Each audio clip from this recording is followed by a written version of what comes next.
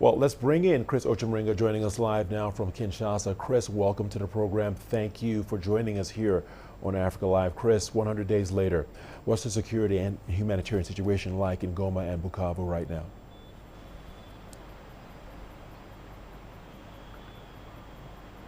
Well, Richard, the security situation is still volatile in those two strategic cities of Goma and Bukavu, despite statements by the leaders of the M23 rebel group about the restoration of peace in that area. And that's because we've been hearing a lot of human rights violations, abductions, killings, and the rape of civilians in that area.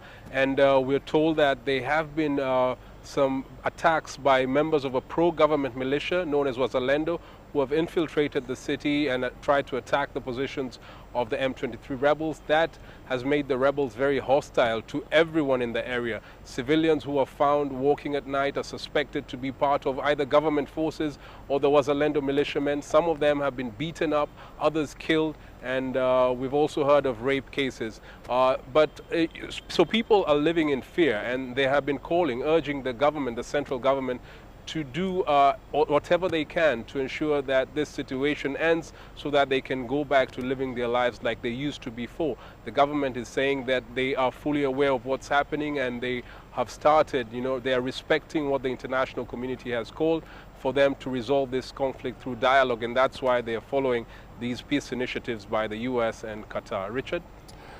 Chris, over and above the fear and humanitarian challenges that you have reiterated, there has also been challenges with the economy, with residents complaining of banking and taxation challenges. How are things there at the moment?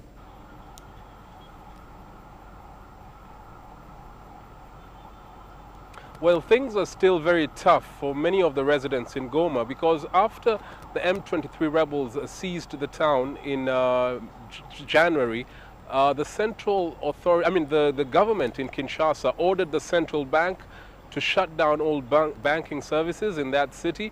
They were saying that the rebels would going to loot the banks or get the money from the residents to continue their activities.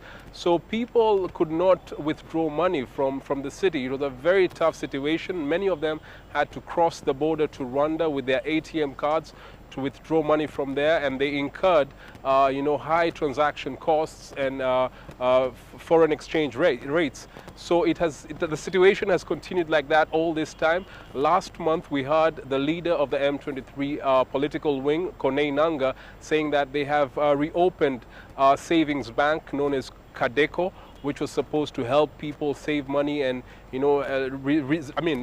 bring back the situation to normal. But the leaders of that bank in Kinshasa warned people against depositing money. So the situation is still very tough for people. They're relying on mobile money transactions, and some of them have to continue going to Rwanda to withdraw money. So it's a very tough situation for residents there.